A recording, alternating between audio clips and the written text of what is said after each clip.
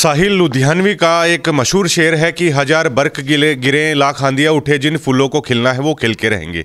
क्योंकि आज खेड़ी खुमार में पवन छिल्लर के नाम का फूल है, खेड़ी होशियारपुर, माफ़ कीजिएगा, खेड़ी होशियारपुर में पवन छिल्लर के नाम का फूल है वो खिल गया है गाँवराव के आशीर्वाद से। और आपको बता दें कि पवन छिल्लर का जो अगर मोटा मोटा सा मैं बताऊं, हालांकि किसी पहचान के मोहताज नहीं है, अगर राजनीतिक परिदृश्य से बात की जाए तो बेहद संघर्ष भरा जीवन रहा है और औरों के लिए ये प्रेरणा भी है। इस खबर का मकसद भी ये है कि देखिए, राजनीतिक सफलता एक दिन में नहीं मिलती है, राजनीतिक सफलता में आपको समय भी लग सकता है, उसके लिए संघर्ष है वो आपको करना पड़ता है।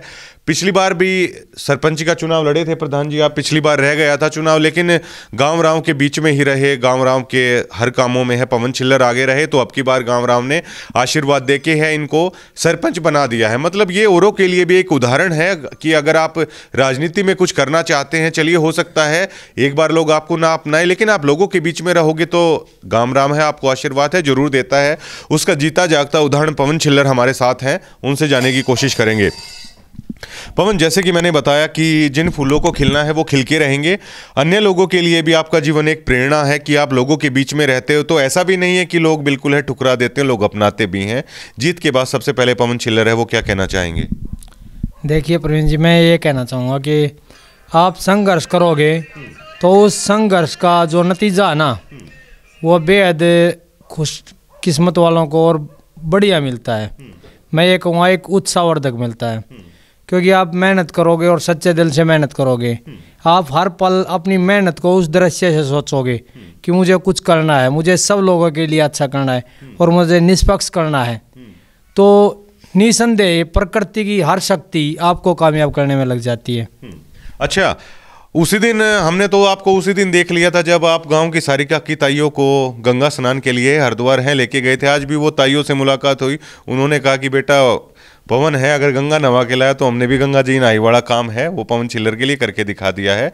तो गांव राम का किन शब्दों में धन्यवाद अदा करना चाहिए? देखिए, गांव का धन्यवाद करने के लिए कोई शब्द नहीं होते हैं, क्योंकि गांव का धन्यवाद तो कभी कोई कर ही नहीं सकता, क्योंकि जिस गांव में हमने जन्म लिया वो गांव तो हमारे लिए पल पल कुछ ना कुछ देता ही रहता है। और उनका धन्यवाद करने का मकसद है कि किसी व्यक्ति को एहसास दिलाना कि आपने हमको ये दिया। गांव तो देने वाला है, उसका धन्यवाद नहीं, हम उसके ऋणी इतने हो जाते हैं कि उसका ऋण उतार नहीं पाते हैं। अच्छा, राजनीति का भी अच्छा खासा अनुभव है। पवन छिल्लर वो चेहरा नहीं है कि उन्हें चंडीगढ़ का ना पता हो या जज्जर जहाँ पे अधिकारी बैठते हैं उन दफ्तरों का ना पता हो। तो कैसे जो आपका ये राजनीतिक अनुभव है, किन चीज़ों को लेकर अब गाँव को आगे लेके जाएंगे? क्योंकि काफ़ी ज़्यादा वोटों से गांव ने आपको जिताया है, तो दबाव भी आ जाता है कि अब कुछ करके दिखाना है, तो क्या? देखिए, काफ़ी वोटों से नहीं, मैं तो ये कहता हूँ कि मेरे गांव का कोई ऐसा घर नहीं जिसने मुझे करीबन 2 से 3 वोट ना दिए हों, क्योंकि मेरा गांव है वो 250 घरों का गाँव है। टोटल आबादी, टोटल वोटिंग अगर उसकी बात करी जाए तो 1134 है और 1000 से कम वोट पोल हुए। गांव ने मुझे 546 वोट दिए हैं, 233 वोटों से मैं जीता हूं। तो ये लगाओ हर घर ने मुझे वोट दिए हैं। मैं ये भी नहीं कहना चाहूँगा कि कैंडिडेट ने मुझे वोट नहीं दिया, कैंडिडेट के घर ने भी मुझे वोट दिया है, सपोर्ट दिया है। कैसे दिया सपोर्ट? कि हर बुजुर्ग आदमी का आशीर्वाद था मेरे ऊपर कि पवन जीते। हर आदमी ये चाहता था कि मैं जीतूँ, क्योंकि हमारा गाँव है वो चकबंदी में बैठा हुआ है और चकबंदी के लिए निष्पक्ष होना ज़रूरी है। और गाँव मुझे इतना प्यार करता, मुझे मानता है कि मैं निष्पक्ष हूँ और निष्पक्ष काम करूँगा। पिछली बार का चुनाव है आपका रह गया था, अब की बार है वो चुनाव निकाल लिया, तो क्या अनुभव शेयर करना चाहेंगे? आखिरकार राजनीति होती क्या है? देखिए, राजनीति है ना, लोग समझते हैं कि कुछ लोगों का एक इर्द गिर्द घूमती है, लेकिन मैं ये मानता हूँ कुछ लोगों के इर्द गिर्द राजनीति जो घूमती है ना वो राजनीति ही नहीं होती। राजनीति आम पब्लिक के इर्द गिर्द घूमती है। मैंने उन लोगों को नकारा है जो अपने आप को राजनीतिज्ञ मानते थे। मैंने उन लोगों का आशीर्वाद लिया है जो धरातल पे हैं, जो चाहते हैं कि गांव के लिए अच्छा करें। और मैं ये समझता हूँ कि मुझे है ना हर गांव के उस व्यक्ति ने आशीर्वाद दिया है जो निसंदेह गांव का भला चाहता है, और मुझे हर घर से 1 या 2 वोट मिले हैं। अच्छा, क्या पवन छिल्लर पे वो भरोसा कर सकते हैं? एक पवन छिल्लर एक आम इंसान की तरह है, एक पवन छिल्लर अब इतनी बड़ी बागडोर है, सरपंच बन गए हैं और राजनीति में सरपंच की बड़ी अहमियत होती है। कि पवन छिल्लर पहले वाले पवन छिल्लर की तरह ही रहेंगे या कुछ बदलाव आ जाएगा? देखिए प्रवीण जी, मैं ये कहना चाहूँगा कि राजनीति में तो मैं सक्रिय बहुत टाइम पहले से था, और मैं खासकर ओम प्रकाश धनखड़ जी का धन्यवाद करना चाहूँगा कि उनके इतने करीब होते हुए भी उनकी जो सोच है उसके कारण कभी मुझे घमंड पैदा नहीं हुआ। तब घमंड पैदा नहीं हुआ जब उनका एक मंत्री का मैं खास था, तो मुझे आज क्या घमंड पैदा होगा। मेरे जो गुरुजी हैं ओम प्रकाश धनखड़ जी, वो एक ही बात कहते हैं कि हमेशा काम इस तरीके से करो कि आप सिर उठाने लायक बचो, सिर झुकाने लायक नहीं कि आपको खुद अपनी नज़रों में गिर जाओ। मैं कोई भी ऐसा काम नहीं करता, करने से पहले 10 बार सोचता हूँ क्या ये काम आम जनता के लिए अच्छा है या बुरा है। उसको सोच के ही उस काम को करता हूँ, और उसका परिणाम ये रहा कि मेरे गांव ने ये दिखा दिया कि मैं अच्छे व्यक्तित्व का हूँ। क्यों? क्योंकि इस गांव के परिवारवाद से उठकर कुणबावाद से ऊपर उठकर मुझे हर पक्ष ने सपोर्ट किया है। और अपने दर्शकों को मैं ये भी बता दूं कि पवन छिल्लर हमारे अजीज मित्र हैं, और आपको याद होगा कि जब अक्सर जज्जर मिलते थे तो हम मजाक भी कर देते थे कि दूसरा चुनाव तो नहीं हार जाओगे, क्यों सरपंच के उसमें पड़ रहे हो। लेकिन आपका आत्मविश्वास, आपका दृढ़ निश्चय उस समय भी नज़र आता था जब आप कहते थे कि नहीं, अब की बार आशीर्वाद है, चुनाव जीतेंगे। इन पलों के बारे में क्या कहना चाहेंगे? हम भी मजाक कर देते थे कि हारोगे चुनाव। प्रवीण जी, आप तो मजाक करते थे, लेकिन मेरा एक दृढ़ सोच थी। मैं आपको बताता रहता था कि हमारे गांव में चकबंदी का मुद्दा है, और मुझे सरपंच किसी लोभ लालच के लिए नहीं बनना, बल्कि गांव में चकबंदी के मैटर को सुलझाने के लिए बनना है। और आज मैं गांव वालों को विश्वास दिलाता हूं कि चकबंदी होगी, जरूर होगी और निष्पक्ष होगी। अच्छा पवन, साथ साथ आपसे ये भी जानना चाहेंगे, आप चकबंदी का बेहद अहम मुद्दा उठा रहे हो। देखिए कई चीज़ ऐसी होती हैं कि अटकी हुई होती हैं, काफ़ी सारे काम ऐसे होते हैं कि जो अटके हुए होते हैं।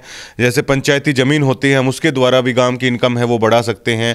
नरेगा मनरेगा के थ्रू भी है, हम जो अन्य वर्ग है उसको रोजगार दे सकते हैं। क्या इसकी तरफ पवन छिल्लर का कोई ध्यान रहेगा? जी बिल्कुल रहेगा, क्योंकि देखो हमारे गांव में इतने जो मध्यम वर्ग की लगा लो, इतने साधन संपन्न व्यक्ति नहीं है। जो टॉप लेवल की क्रीम है वो हमारे गांव में मुश्किल से देखने को मिलेगी। हमारा गांव मध्यम वर्ग है, और ज़्यादातर हमारा गांव ना व्यापार पे डिपेंड है, ना और कुछ कृषि पे डिपेंड है, या जो आदर तकबा है वो मजदूरी पे डिपेंड है। तो एक बात बताओ, कृषक और जो कमेरा वर्ग है वो तो ये चाहेगा ना कि हमारे गांव में जो ज़मीन है अच्छी तरह से बटे, रास्ते अच्छी तरह से जाए, उसके लिए चकबंदी ज़रूरी है। हम उसी तरफ कदम बढ़ाएंगे कि कैसे हमारे गांव को अच्छा हो, ताकि हमारा गांव खुशहाल बने। क्योंकि अब हमारे गांव में पक्षपात की दृष्टि, एक दूसरे को ऊंचा नीचा दिखाने के लिए या फिर अपने निजी स्वार्थ के लिए कुछ लोगों को परगड़ा के और काम को तोड़ने का काम किया है, गांव को कैसे तोड़ा जाए। लेकिन अब हम सबका सहयोग से निष्पक्ष करके गांव को जोड़ने का काम करेंगे। बात करने के लिए शुक्रिया। जी बताइए, आप बताइए। नमस्कार जी, ये हमारे गांव का भाग है जो पवन छिल्लर हमने प्रधान रूप में मिले। बहुत अच्छे प्रधान जी, सबका भला चाहने वाले, सबको जोड़ने वाले, और सबसे अच्छी बात यह है कि सबसे जोड़ने वाले इनको सिलाई मशीन का निशान मिला, और गांव राम सब इनके साथ हैं, और इनसे उम्मीद करते हैं कि सब काम पूरे करेंगे जी। हम तो इस चीज़ की खुशी है कि इतना अच्छा सरपंच इस गांव को मिला, और इस सब कार्यकारिणी सब अच्छी होंगी इस काम की। इसकी सोच अच्छी सोच है, बहुत अच्छी सोच है। कोई नहीं जी, ये तो खेल होता है। जैसे आपने दोहराया था कि पिछले साल कुछ इंसानों ने ये कोई भ्रम होगा, वो सब टूट चुका है जी। अच्छा प्रधान जी, एक चीज़ और है कि मतलब आपको लेके हमारे पास भी बहुत इंक्वायरी आई कि पवन छिल्लर का क्या रहा, पवन छिल्लर का क्या रहा। मतलब पॉपुलर नाम है पवन छिल्लर और अब की बार तो मतलब बहुत इंक्वायरी हुई। तो जो आपको मतलब बाहर भी जिन लोगों में उत्सुकता थी उनके लिए क्या कहना चाहेंगे? देखो बात इसी है प्रवीण जी, हर व्यक्ति की सोच का अलग नज़रिया होता है। मैं तो ये कहना चाहूँगा, जिसको मेरी हार का इंतज़ार था ना, उनको मेरी जीत से खुशी मिली होगी। दुख नहीं हुआ होगा, उनको खुशी मिली होगी, क्योंकि वो हार का इंतज़ार ज़रूर कर रहे थे। लेकिन जब खुशी की खबर आती है ना, तो हम दूसरे की खुशी में भी खुशी महसूस करते हैं। बिल्कुल बिल्कुल। ये पवन छिल्लर थे और मैं जैसे कि बता चुका हूं कि देखिए ये राजनीति के लिए एक उदाहरण भी पेश करते हैं, क्योंकि हम अक्सर घूमते रहते हैं ना, तो अक्सर लोग सोचते हैं कि जब तक आप जीतो तो ही आप राजनीति में जाओ, लेकिन ये इस चीज़ का उदाहरण है। पवन छिल्लर जैसे जो युवा राजनेता, हालांकि राजनीति में तो काफ़ी सालों से सक्रिय हैं, लेकिन जो एक अहम पद सरपंच की ने जो जिम्मेवारी मिली है, औरों के लिए भी एक प्रेरणा हो जाता है कि राजनीति ऐसे नहीं है कि आप जाओ जीत जाओ। राजनीति ये है कि लोग आपको तोल लेते हैं, लोग आपको परख लेते हैं, आप लगे रहिए, आप लगे रहिए। लोग हैं आपको परखने के बाद है, ऐसा नहीं है कि ठुकरा देते हैं, लोग आपको मौका देते हैं। और पवन छिल्लर ने पूरे गांव राव का शुक्रिया अदा किया है और दिल से तमाम बातें हैं वो पवन छिल्लर ने रखी हैं। और सालों का संघर्ष है इनका, सालों की मेहनत है, और हमारे भी अजीज मित्र हैं, हमें भी अलग से खुशी हो रही है और खुशी भी होनी भी चाहिए, क्योंकि एक ऐसा चेहरा होता है कि जिसने सालों संघर्ष किया है तो सफलता कहीं ना कहीं मिलनी चाहिए। लेकिन कहते हैं ना कि कोशिश वालों की हार नहीं होती, तो इस चीज़ का उदाहरण है पवन छिल्लर हैं। शुक्रिया।